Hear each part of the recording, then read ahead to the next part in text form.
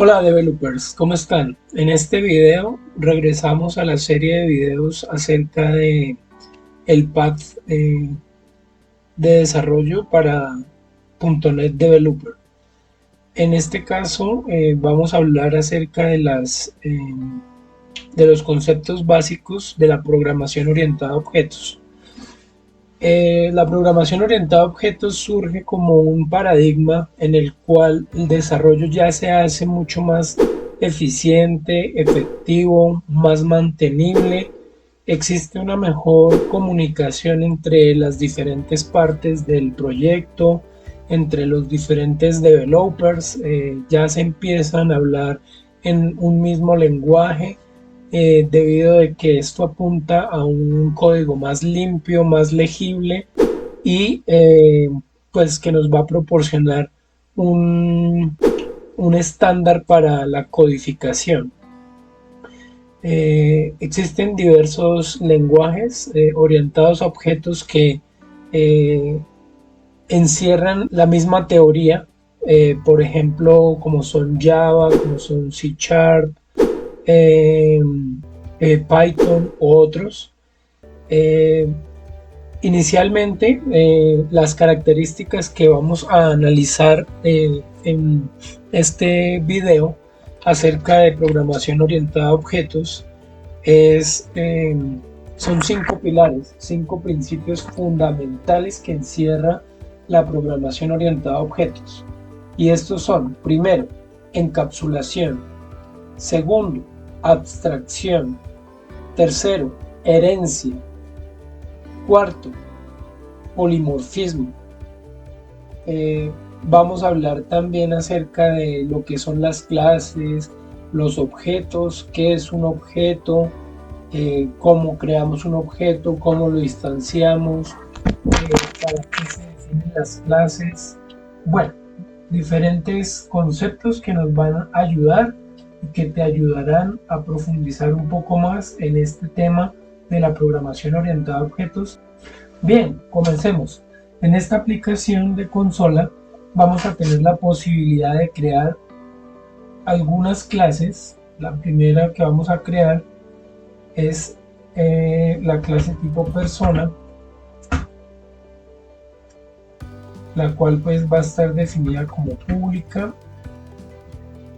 Y entonces, ¿qué es una clase? Pues una clase es nada más y nada menos que la plantilla o el plano sobre el cual se va a fundamentar cada uno de los objetos que se instancian de esa clase. Entonces, por ejemplo, un objeto persona, ¿qué propiedades tiene? Tiene el nombre, tiene el apellido, tiene una identificación única dentro del programa, tiene, por ejemplo, un número de teléfono, una identificación, un número de celular. Eh, Podemos verificar si una persona está activa en el sistema o no está activa, cómo lo podemos hacer. Y puede tener algunas operaciones como por ejemplo cambiar nombre, cambiar apellido, eh, ingresar edad, validar edad, bueno, diferentes operaciones. Entonces, para arrancar con la codificación de nuestra clase en .NET, lo primero que vamos a hacer es crear las propiedades. Para esto vamos a hacer uso de el snip de código prop para crear una propiedad, la cual va a tener como tipo de dato string y va a ser el nombre de una persona. De igual forma lo hacemos para el apellido. Vamos a tener también, por ejemplo, una propiedad entera para la edad, y vamos a tener un estado del objeto que va a ser booleano de tipo bool es activo, por ejemplo. Entonces, ¿qué tenemos aquí? Tenemos cuatro propiedades Una de ellas es un estado que nos va a permitir validar si una persona como tú o como yo estamos activas en el sistema para determinada lógica o determinado comportamiento que necesitemos. Bien, entonces tenemos ya el nombre, el apellido, la edad y es activo. ¿Necesitaremos algo más para definir una clase? Pues en una clase también necesitamos tener lo que es un constructor, el cual por default en .NET es un constructor que es una función, un método, el cual inicia por el mismo nombre de la clase y no va a tener parámetros, ¿sí? Pero también podemos tener otro constructor, como por ejemplo el siguiente, con el parámetro de ID, por ejemplo. Digamos que queremos inicializar un objeto con el ID, entonces el ID de la clase, para este caso no lo hemos creado, lo vamos a crear una propiedad entera de tipo ID, la cual vamos a utilizar a través de la palabra reservada this, que en este contexto nos referimos específicamente al objeto tipo persona que estamos creando y lo inicializamos con el valor de entrada. Bien, ahora vamos a nuestra clase program, en la cual vamos a crear un objeto de tipo persona que lo vamos a llamar persona 1 y va a estar inicializado sin parámetros. Esto quiere decir que persona 1 va a tener un nombre, el cual es Gustavo, por ejemplo. Vamos a tener, por ejemplo, persona 1 apellido. El apellido va a ser Ramírez. Vamos a decir que este objeto que estamos inicializando tiene una edad de 34 años y además que va a tener un estado activo en true. Bien, entonces con esto tenemos ya dos conceptos. El primero, la clase que definimos en este archivo, que es el conjunto de propiedades, estados, operaciones, comportamientos que va a tener un objeto. Y el segundo, lo que es un objeto. Para crear un objeto debemos definirlo con base en el tipo que lo estamos creando, que es persona, seguido de igual y la palabra reservada new, que nos va a permitir instanciar el constructor que vamos a usar y pues lo vamos a inicializar ya con las propiedades que tenemos. Entonces si queremos por ejemplo, para probar WriteLine persona, la edad y el nombre, y vamos a crear otra línea más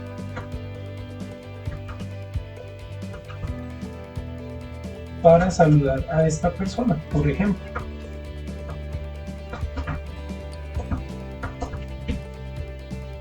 Después de esto vamos a utilizar una función para dejar nuestra aplicación en espera y poder ver el resultado de la ejecución. Entonces vamos a correr la aplicación. Inmediatamente el resultado será el siguiente. Aquí tengo otro proyecto. Voy a detener un momento. Voy a establecer el proyecto como la aplicación de inicio. Nuevamente voy a correr este aplicativo y tenemos pues en pantalla hola. Gustavo, 34 años. Bien.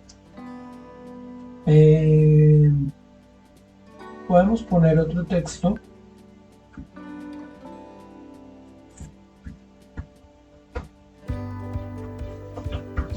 Tu edad es, dos puntos, y volvemos a ejecutar rápidamente. Y vamos a tener, hola Gustavo, tu edad es 34. Bien, entonces con esto tenemos claros los conceptos de clase y objeto. Ahora vamos a pasar a revisar el tema de abstracción. En el mundo real, cuando estamos en algún problema, como por ejemplo un banco, imagínense ustedes, en el sistema vamos a tener diferentes tipos de personas, ¿cierto? Vamos a tener usuarios internos, vamos a tener el cliente, vamos a tener auditores, por ejemplo. Entonces todos estos son personas, ¿sí?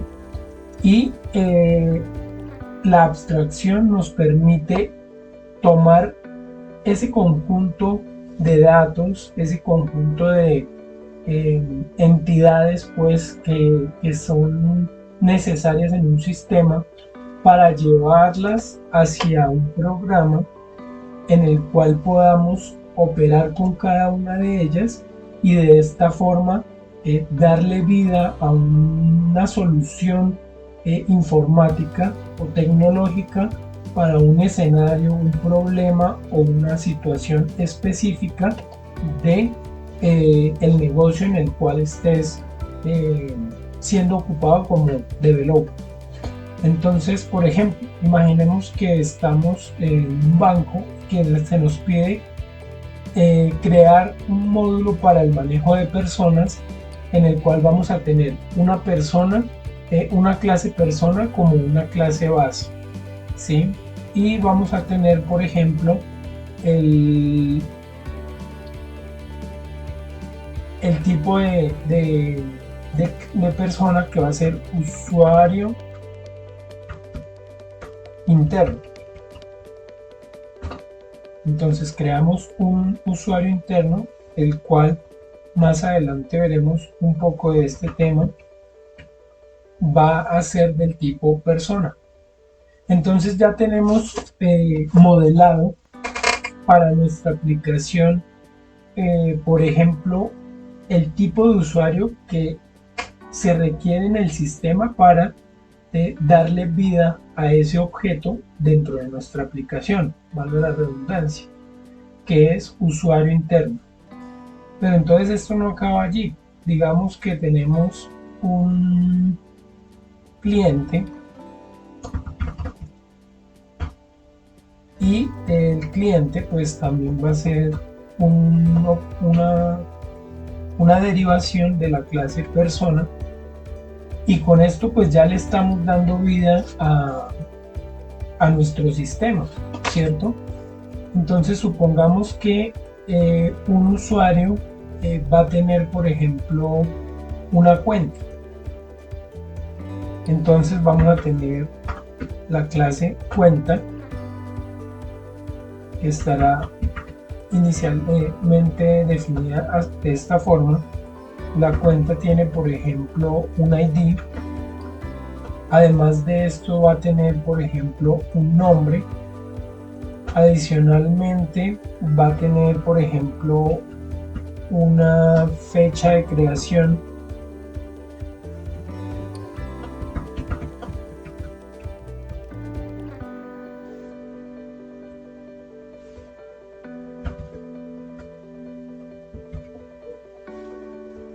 Y digamos que por el momento pues estará de esta forma. Pero ¿qué puede tener esto aquí? Entonces pues vamos a tener, por ejemplo, una propiedad de tipo persona que va a ser cliente cuenta, ¿cierto? En donde tenemos asociado a esa cuenta un cliente. Y bien, ¿esto cómo funciona? Vamos a hacerlo de la siguiente forma.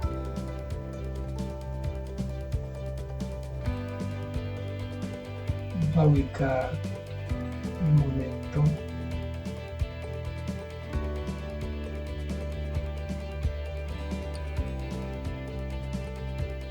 Bien, vamos a tener, por ejemplo, en el programa, vamos a tener un siguiente objeto que va a ser cliente, y nuestro cliente 1 va a ser pues un objeto de tipo cliente, y aquí tenemos pues algunas propiedades ya a partir pues de la herencia en el momento en el que se definió esta clase. Por ejemplo, va a tener un ID 1, va a tener un nombre que es Alfonso, por ejemplo, va a tener un apellido que es Medina, por ejemplo, va a tener un estado que es activo y va a estar en true. Además de eso, va a tener una edad que es de 30, por ejemplo. Bien, ¿y qué tenemos que hacer ahora? Por ejemplo, vamos a tener un objeto de tipo cuenta que va a ser cuenta 1, y vamos a tener pues este objeto inicialmente, y vamos a tener pues un ID que será el ID 1 para la cuenta, el nombre, entonces no sé, cuenta ahorros para la vejez, ese será su nombre. Cliente cuenta, entonces aquí viene algo muy importante. Esta propiedad de la clase cuenta pues debe ser del tipo cliente, entonces para esto le vamos a relacionar aquí inmediatamente el cliente 1, que está siendo creado para vincularlo a una cuenta bancaria de un sistema, por ejemplo, de crédito o de relación de datos o actualización de datos de un cliente. Entonces aquí la fecha de creación vamos a decir que es de hoy, y de esta forma pues ya tenemos definida nuestra cuenta. Y con esto pues lo que quería demostrar era que el tema de un desarrollo orientado a objetos en .NET, específicamente en C#, pues te va a permitir modelar escenarios, situaciones, problemas, casos, diferentes temas del mundo real y llevarlos hacia un tema de programación, de una aplicación, de un componente de software. A esto se le llama abstracción. Bien, vamos aquí a dar un console.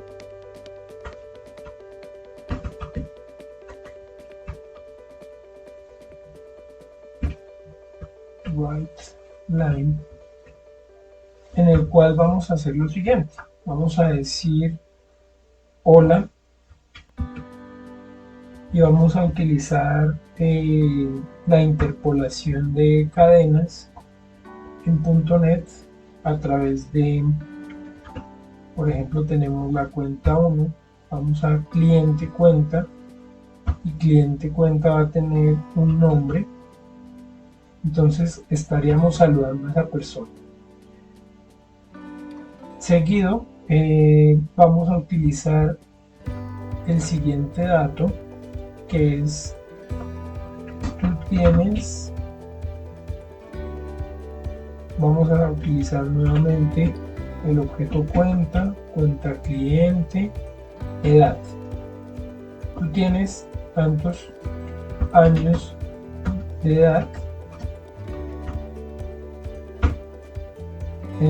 y ahora tu cuenta principal se llama, utilizamos nuevamente el objeto cuenta y le vamos a poner el nombre. Además de esto, esta cuenta fue creada y utilizamos la interpolación para llamar a la cuenta y la fecha de creación. Bien, y con esto tenemos una parte inicial de lo que es el modelamiento, pues, de una lógica de negocio, de unos datos que necesitas imprimir por pantalla para tu aplicación, etc. Para esto vamos a comentar en esta parte, recordarles suscribirse pues a este canal para recibir pues notificaciones de futuras tutorías o videos que esté haciendo para los diferentes temas que abordo pues en mi canal de programación y de lenguajes de programación, de desarrollo de software y diferentes temas. Te puede servir a ti, te puede servir a un compañero, a un amigo. Perdón por el spam, pero beneficia un poco y pues te ayuda a tener las notificaciones activas. Vamos a comentar esta parte y vamos a ejecutar el código para ver cuál es el resultado. Entonces el resultado es el siguiente. Hola Alfonso, tú tienes 30 años de edad. Tu cuenta principal se llama Cuenta Ahorros para la Vejez. Esta cuenta fue creada el día 2 del mes 11 del 2022.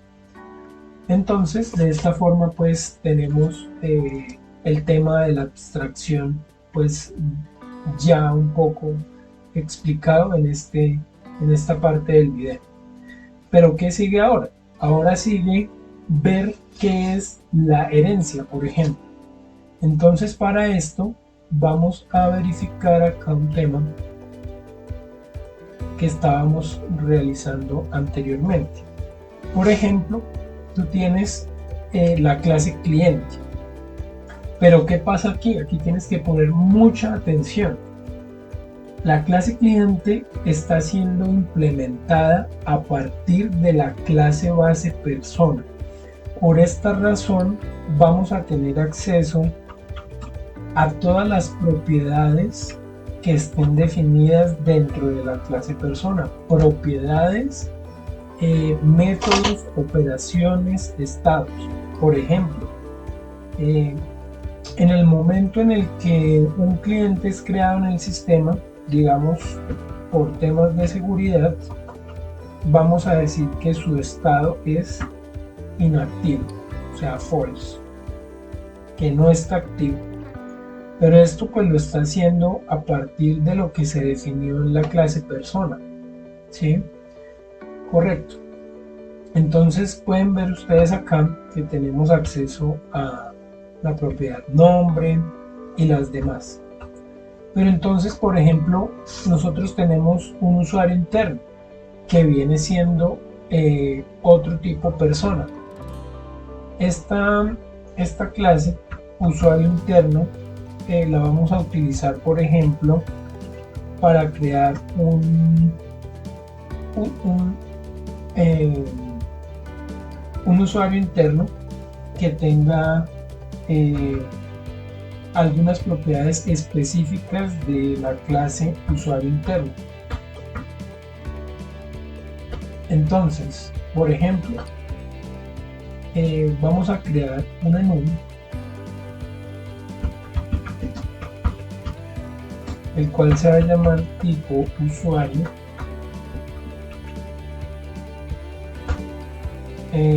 admin, ejecutivo, cajero u otros. Y esta propiedad la tendremos disponible a través de el mismo tipo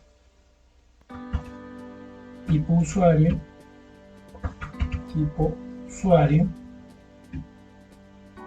Bien, y digamos que un usuario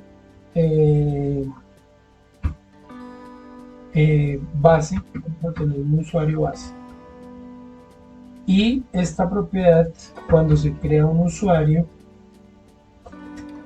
va a ser de tipo base en nuestro sistema.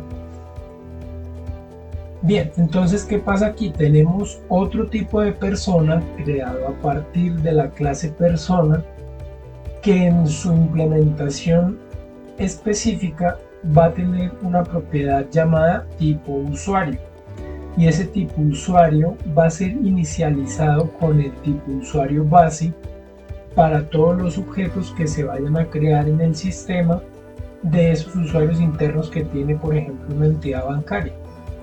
Entonces, si venimos a esta parte y regresamos acá, vamos a tener, por ejemplo, un usuario interno. Ese usuario interno va a estar inicializado de esta forma, y usuario interno va a tener, por ejemplo, un ID que será 5. Ese usuario interno va a tener, por ejemplo, un nombre que es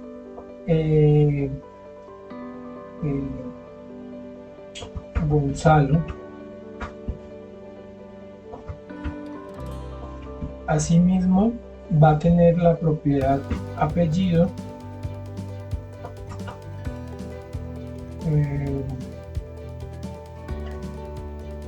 un apellido Rojas. Un usuario interno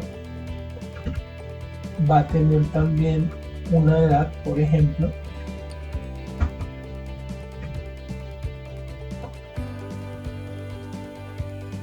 de 25 años.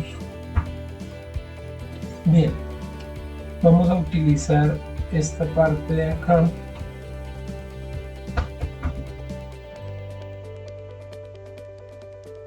Entonces aquí vamos a ir directamente al usuario.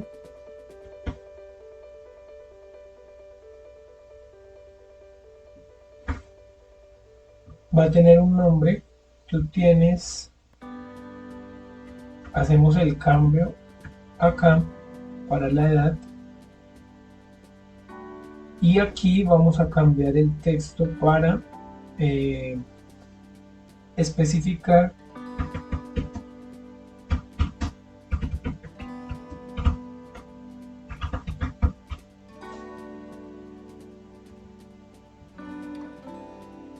que es un usuario interno, y además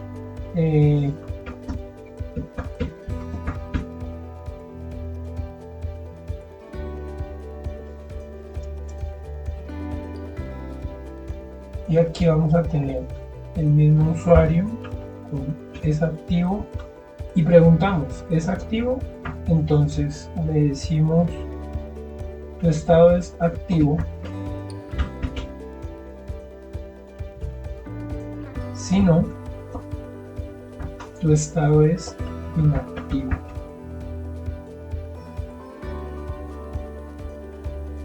Entonces acá en esta parte necesitamos especificar un paréntesis.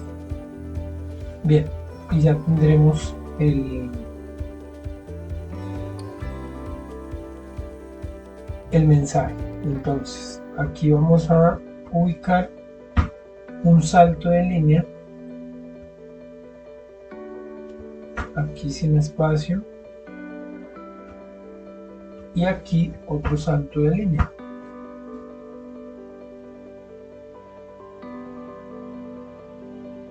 Inmediatamente vamos a ejecutar, pero vamos a comentar esta parte para evitar lo que ya habíamos visto.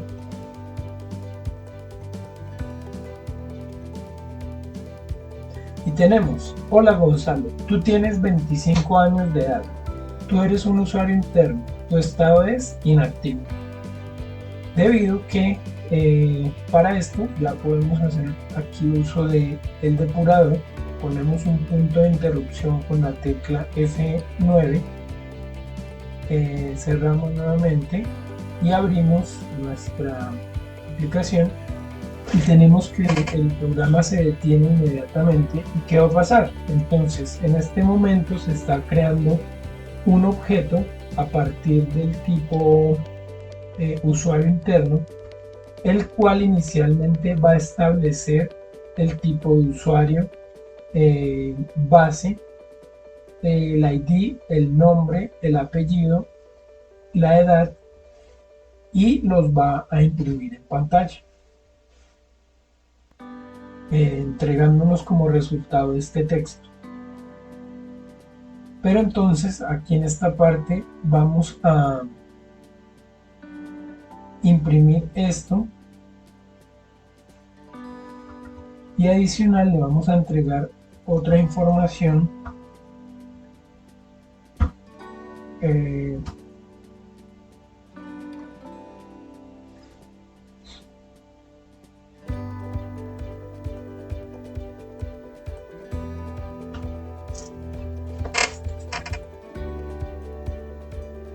vamos a utilizar, por ejemplo,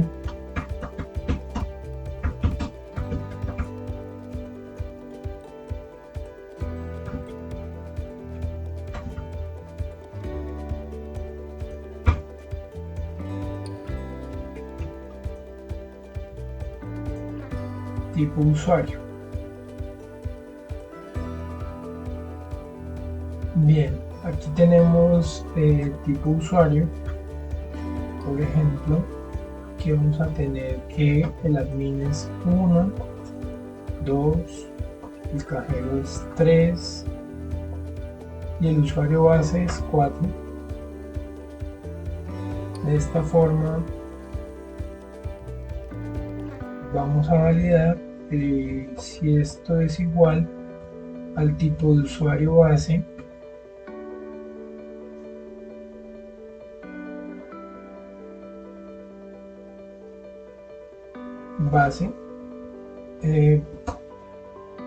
Si es igual, entonces le vamos a indicar un mensaje que es un usuario el cual requiere ser configurado en el sistema. De lo contrario, es un usuario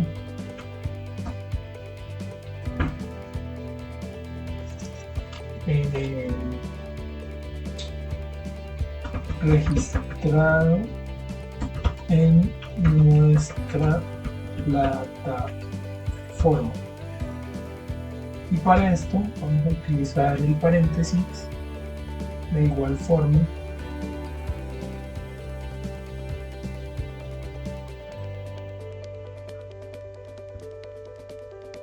Bien, y vamos a ejecutar nuestra aplicación para ver el resultado que tenemos.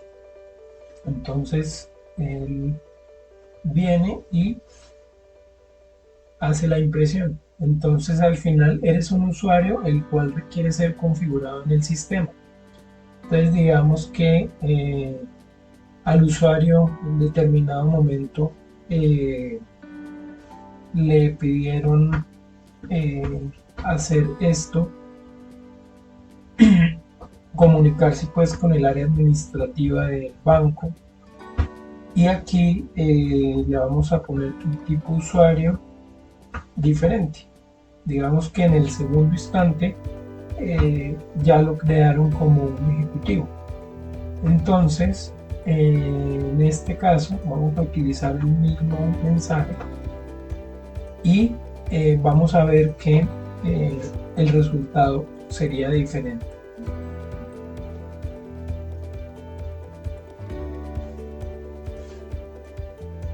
Bien, entonces la primera vez que se imprimió este mensaje le decían al usuario que es requerido ser configurado en el sistema, y después le dicen que es un usuario registrado en nuestra plataforma.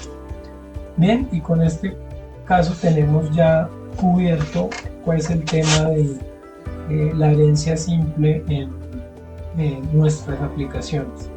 Recuerden, el usuario interno heredó del tipo persona, como se ve acá, adquiriendo por herencia las propiedades, atributos, estados y operaciones de este objeto, de esta clase, y implementándolas en el momento en el que se requiere generar la instancia pues de este usuario. Asimismo, un cliente también hereda del tipo persona y por tanto pues cumpliría esta relación pues de herencia simple.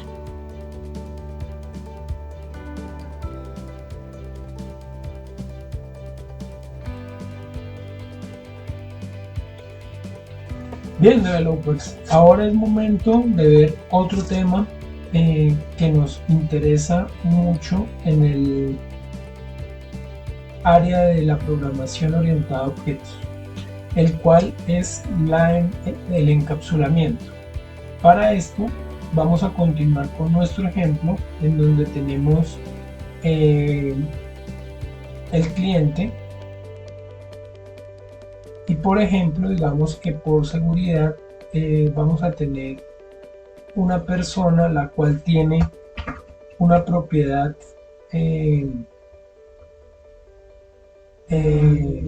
de tipo password.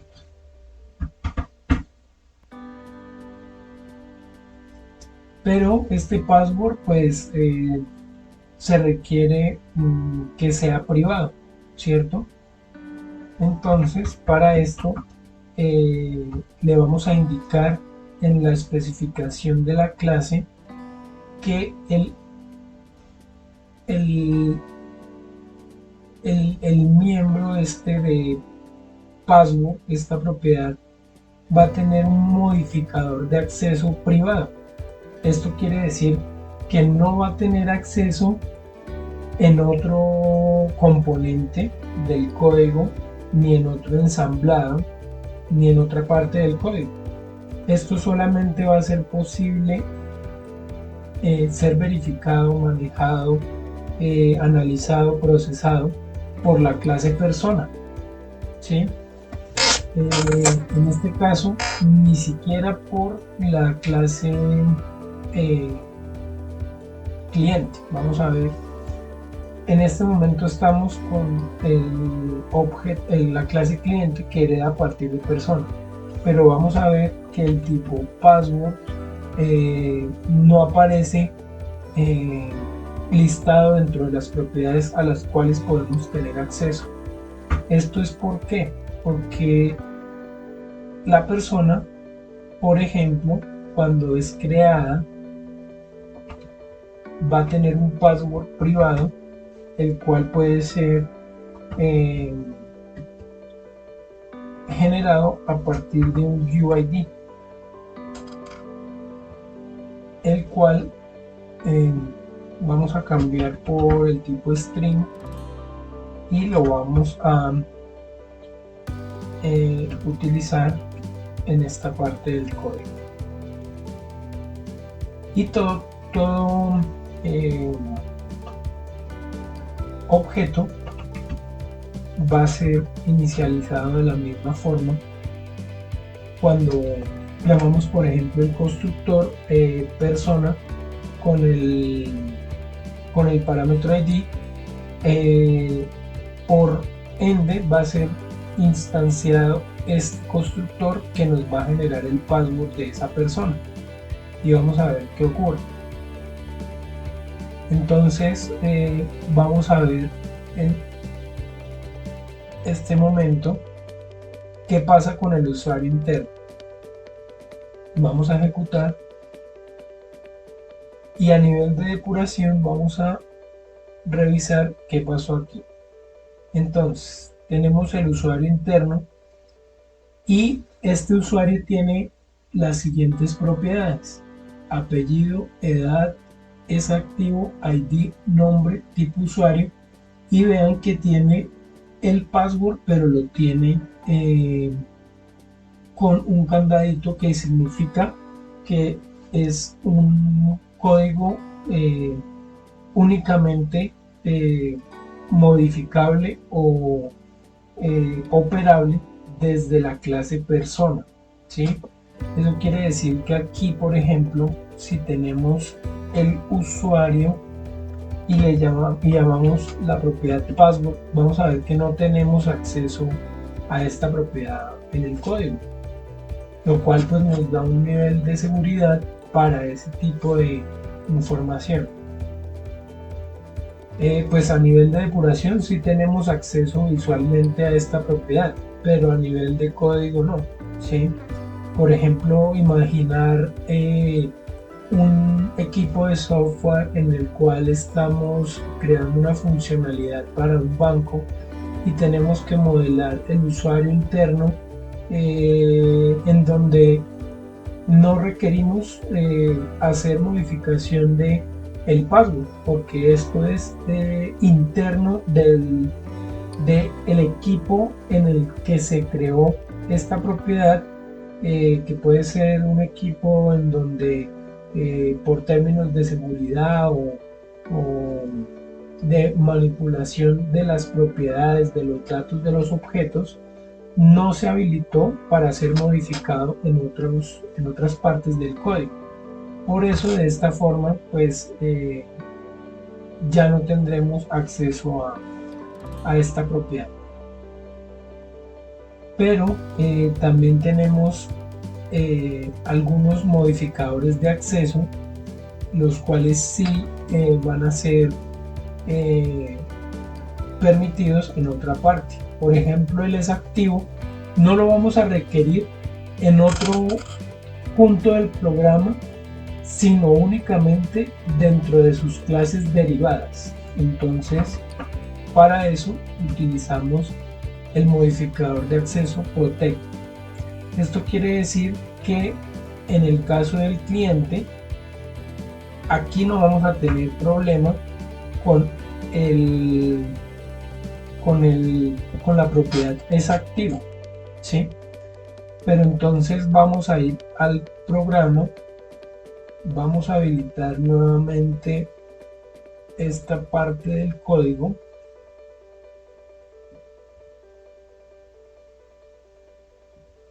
y vamos a tener el cliente.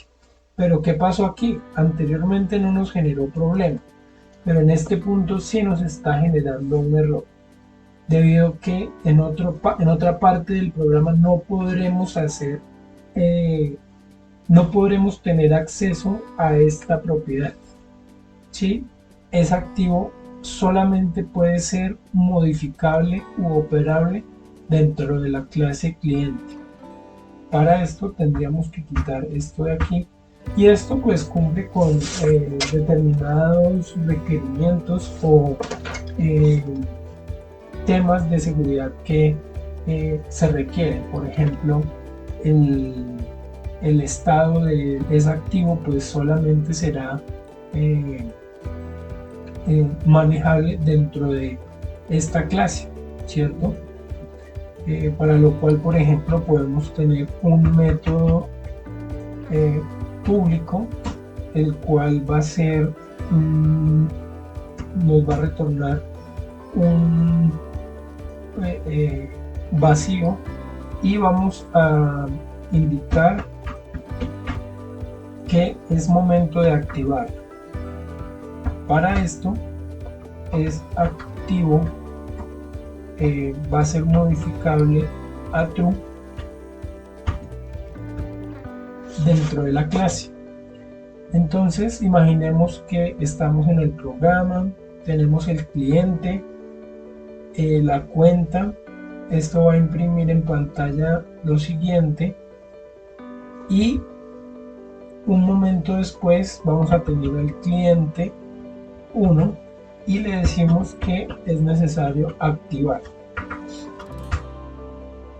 y vamos a realizar una impresión en pantalla en donde vamos a informar el cliente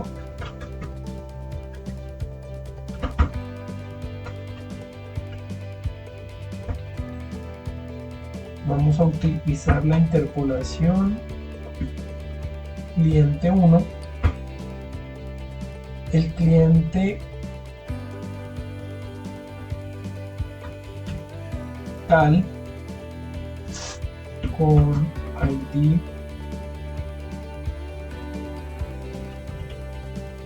tal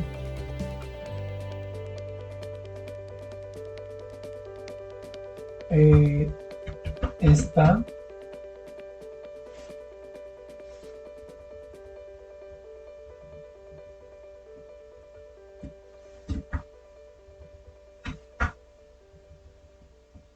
y aquí vamos a hacer una verificación de la propiedad, para lo cual vamos a utilizar el objeto cliente y vamos a llamar a la propiedad desactivo, lo cual no tendremos acceso como se ve en pantalla. Esa propiedad ya no es listada. Entonces para eso necesitamos obtener el estado activo.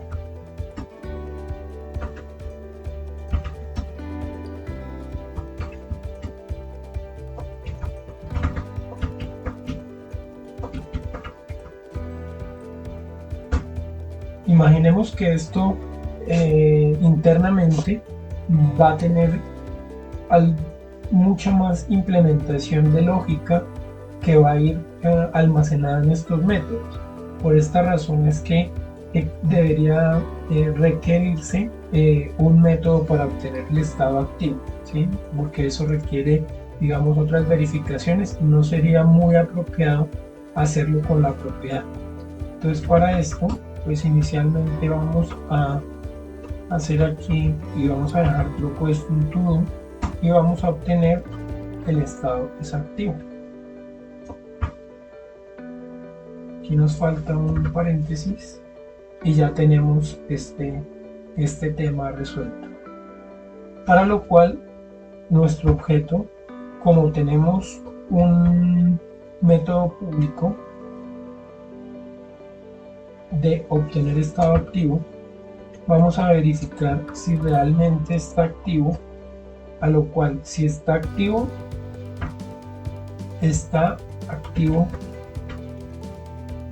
si no, inactivo. Y esto lo vamos a utilizar con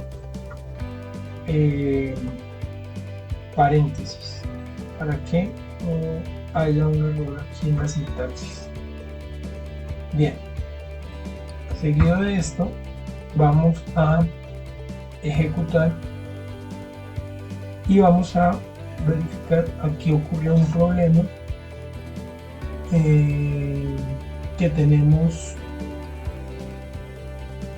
en esta parte del código, el mismo llamado a la propiedad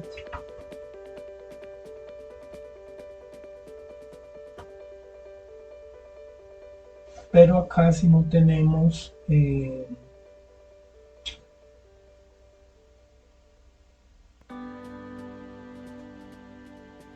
bien, entonces vamos a hacer lo siguiente. Debido a que el usuario interno pues también hereda del tipo persona, este método lo vamos a encapsular dentro de la clase persona como una propiedad, como un método, una operación que va a ser utilizado por las clases derivadas de este tipo persona en otros puntos del código, para lo cual en este momento vamos a ver que ya tenemos acceso al método y con esto pasaríamos a compilar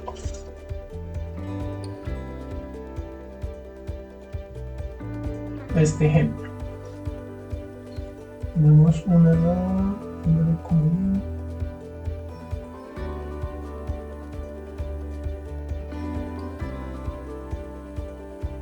Bien, esto hace parte de otro. Vamos a comentar esto y vamos a cerrar por acá y vamos a ejecutar. Bien, entonces ¿qué pasa? Aquí tenemos que el cliente inicialmente es creado como inactivo, o sea, en estado false. Luego se crea la cuenta, se imprime en pantalla eso y el cliente 1 pasa a ser activado. Pero entonces vemos que esto lo realiza en la clase persona debido a la herencia y debido al encapsulamiento, que este método es público, podremos cambiar el estado por activo, ¿sí? Imprimiendo esto en pantalla, y para nuestra siguiente clase de usuario interno pues vamos a tener la misma funcionalidad debido a que tenemos implementado el método obtener estado activo según lo que tengamos en esa variable, y vamos a ver que la ejecución se lanza sin problema. Entonces, por ejemplo, vamos a tener que el usuario Gonzalo está inactivo y aquí me volvió a indicar lo mismo, para lo cual tenemos que corregir aquí una parte en donde está el usuario Gonzalo, en donde nos hace falta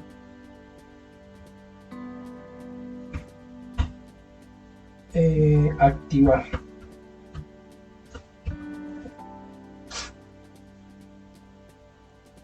Y vamos a correr nuevamente nuestra aplicación.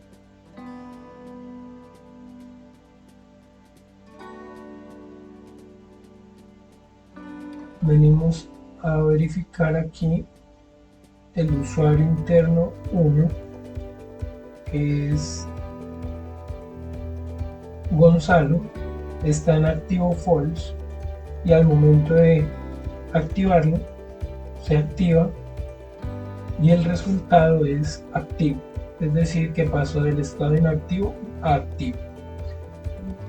Bien, y con esto pues tenemos los dos escenarios principales de el encapsulamiento en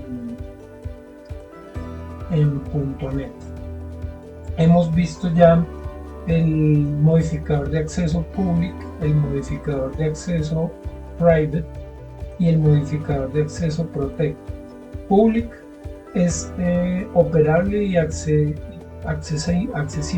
desde cualquier parte del código. Private es únicamente accesible desde la clase.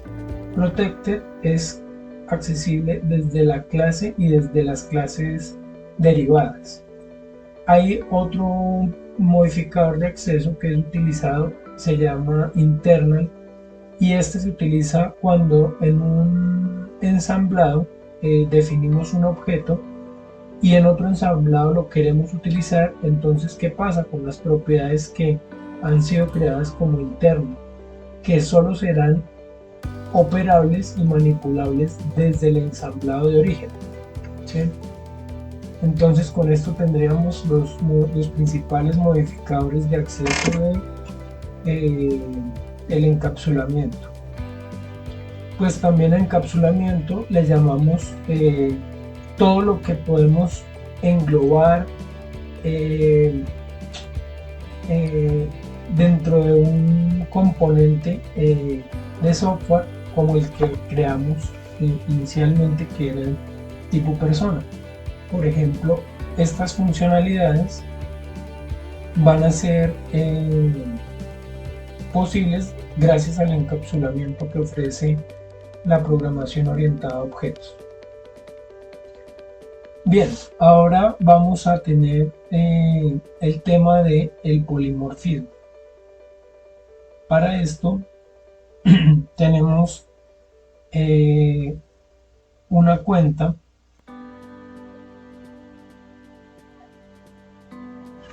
Entonces esta cuenta es nuestra clase base y, por ejemplo, vamos a crear una cuenta que será cuenta ahorro,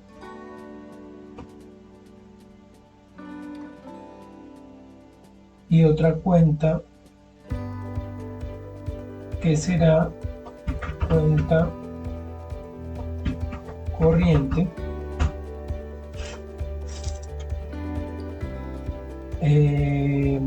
Bien, y necesitamos, por ejemplo, una interfaz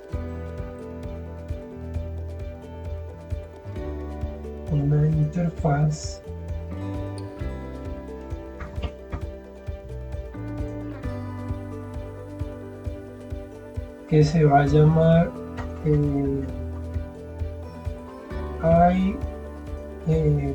por estándar. Empezamos con la vocal I en mayúscula y una descripción pues de la interfaz.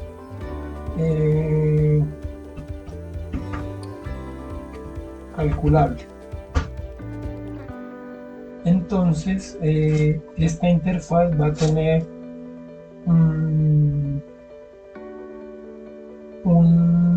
una operación, la cual es calcular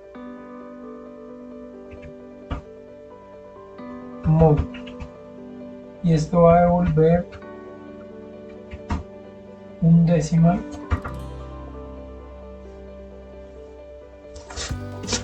Entonces para este cálculo pues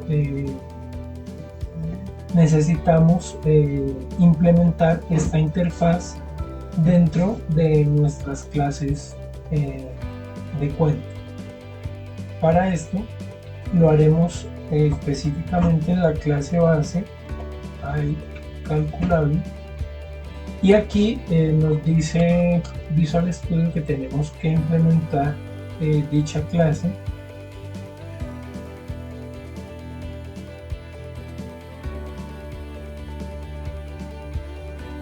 De esta forma.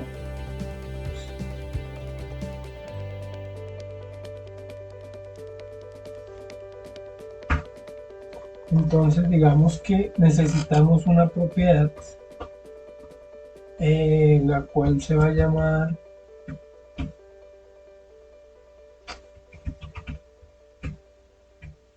monto,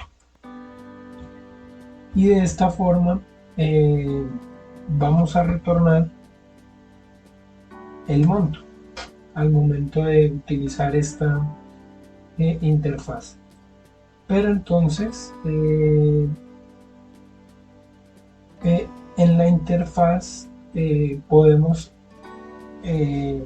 ubicar este método como abstracto, y esto pues es una de las funcionalidades de .NET 6 para realizar el polimorfismo a través de interfaces. Para esto vamos a tener que en la cuenta corriente, en la cuenta de ahorro, vamos a realizar un override de bueno, la cuenta de ahorro tiene que heredar de la clase cuenta, y de esta forma si tenemos un override, no me está apareciendo aquí de momento. Bueno, en cuenta, cuenta tiene que ser una clase abstracta, y aquí también tiene que ser definido como abstract.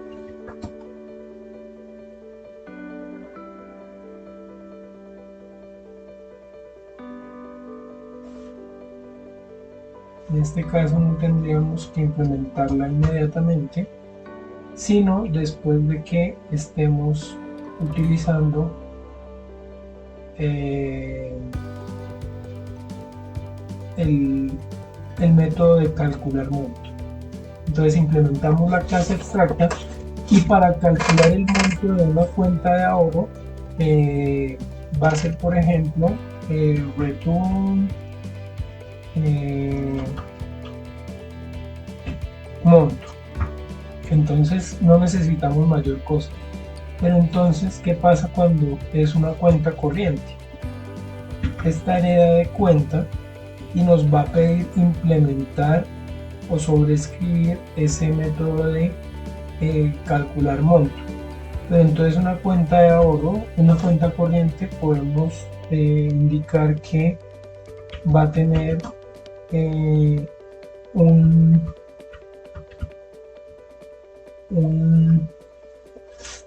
valor de manejo y va a ser, digamos, de 200.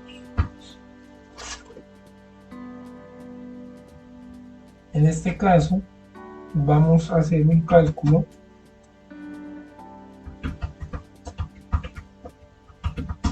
el cual será el monto menos el manejo,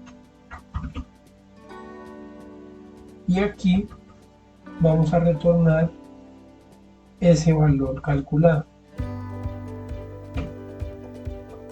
De esta forma, como pueden darse cuenta, en la cuenta de ahorro tenemos una forma de calcular el monto y en la cuenta corriente otra forma.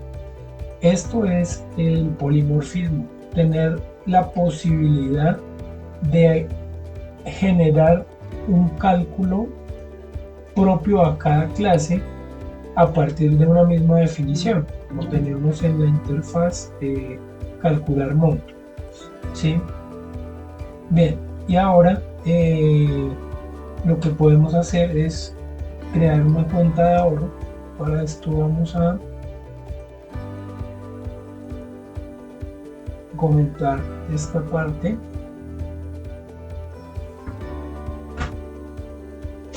Y vamos a crear cuenta de ahorro.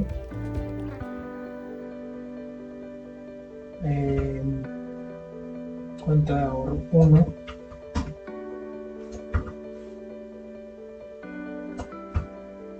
Bien. Y esta cuenta de ahorro va a tener un monto inicial que es de 1000, por ejemplo.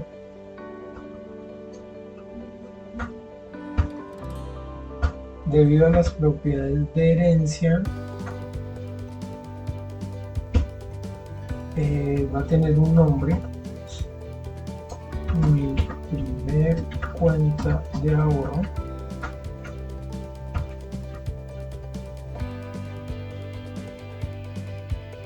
Y listo. Entonces aquí, por ejemplo, vamos a utilizar un write line para escribir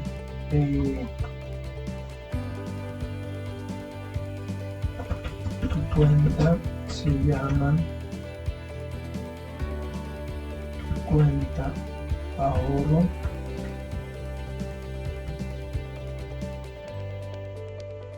y acá y tu monto es cuenta ahorro monto. Bueno, entonces aquí llamamos a calcular monto, y calcular monto pues nos va a devolver un valor para esta cuenta. Pero ¿qué pasa si tenemos una cuenta corriente? La cual va a ser cuenta corriente 1 igual a cuenta corriente, y aquí vamos a tener cuenta corriente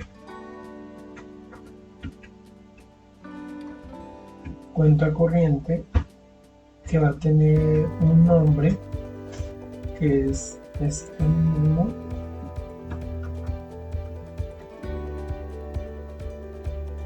Mi primer cuenta corriente,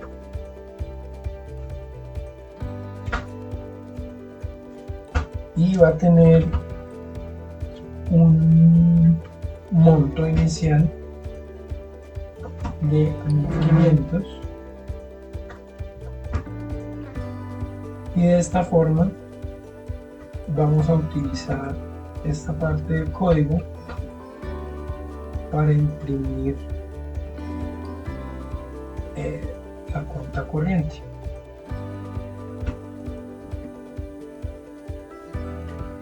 Y de esta forma tendremos también que calcular el monto. Entonces aquí el cálculo del monto va a ser 1500 menos los 200 del manejo, serían 1300 como resultado. Bien, entonces regresamos al archivo y vamos a ejecutar la aplicación para ver el resultado.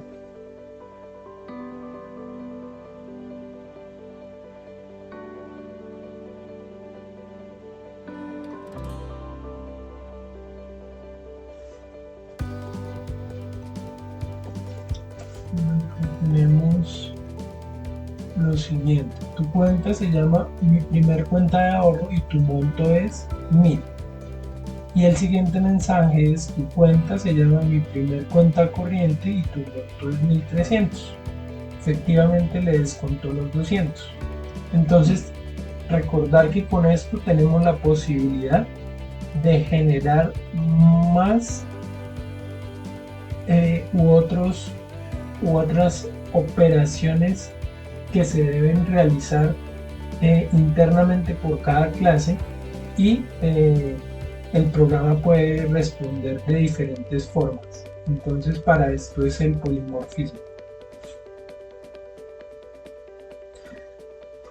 Bien, chicos, espero les haya gustado, espero comenten muchos temas aquí en mi canal para proponer ideas que vamos a abordar en otros videos y demás.